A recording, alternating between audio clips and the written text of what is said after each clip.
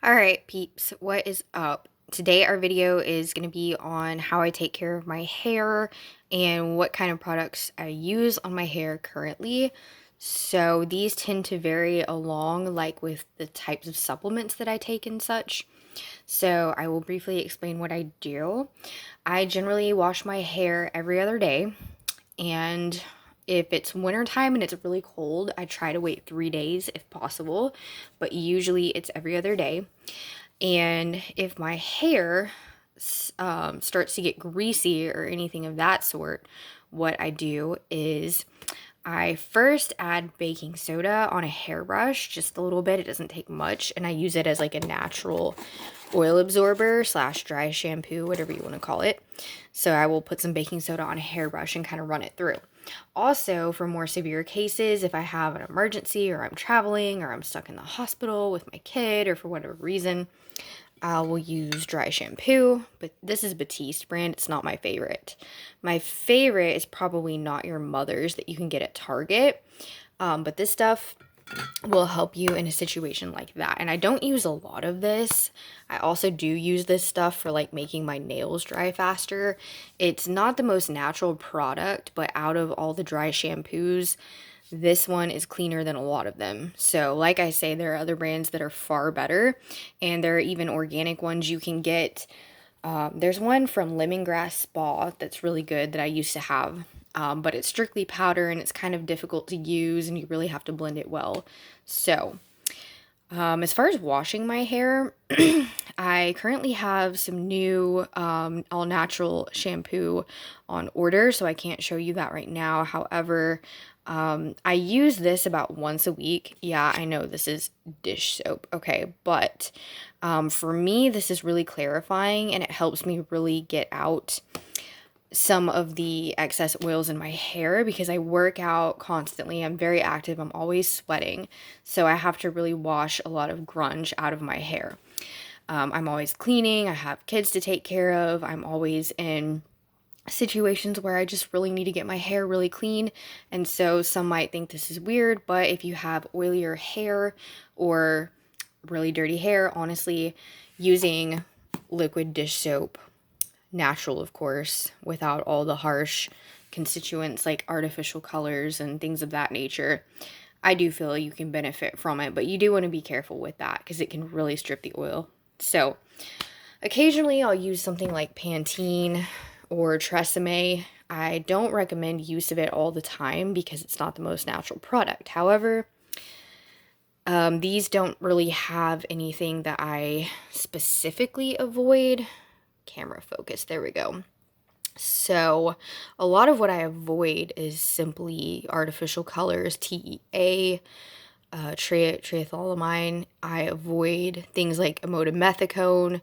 Those get put in shampoos and conditioners a lot. So, I find that the shampoo typically is easier to be clean than the conditioner. So, the conditioners, I have a harder time finding ones that I feel safe using. So, this is something that I would use occasionally, sometimes. So, and it doesn't have, some people argue about sodium lauryl sulfate, SLS. Not only is it kind of drying, but the thing about SLS is, I mean, it comes from a plant. It's technically natural, but the issue is some people argue that it can impact the immune system. So that's kind of controversial, and you really want to do your own research when it comes to that and decide whether or not whether or not you want to use it or not. So SLS for me, I went without using it for a while, but then I did some further research and went back into using it, but it's not something I use like all the time. So if I'm traveling, I'll use something like this. This I got from a bed and breakfast, but I check the ingredients, and as long as there's no TEA or imodimethicone or artificial colors, anything like that, I'll use something like this while I'm traveling if I need to. So, I do, after I wash my hair, I really like to rinse it with super cold water, as cold as I can get it. Yes, it's uncomfortable. Yes, you get used to it, but it really helps to lock in shine and lock in moisture in your hair. So it is something you want to do if you can. So sealing that out with really cold water. I also take a really brief cold shower after I take a hot bath, and that also helps you kind of boost your immunity and help fight off illnesses and things of that nature. So as far as conditioner, I almost always use deep conditioner every time I wash my hair. This one I really like, I've been using, and this one is really great. Mina, Mina. Mina Organics. Love this stuff. So, and these will last a while, and I think I paid about $9 or $10 for this. And then this one was about the same price. It might have been a little bit more, maybe like 12, 13. And this I actually haven't used yet, but I've heard really great things about Lange.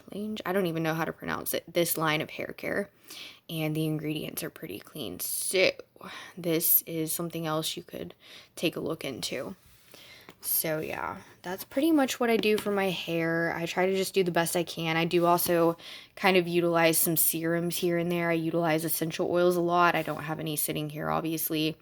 I like to utilize just anything that's natural. And if you don't have access to a good shampoo that you feel is safe enough for your hair, you can actually use baking soda and nothing but baking soda. However, if you do that, you will have very dry hair, but it's good for clarifying. So if you want to wash your hair with nothing but baking soda, I've done it many times, you would want to immediately use a super good deep conditioner if you were to do that. So apple cider vinegar, you can also wash your hair with nothing but ACV.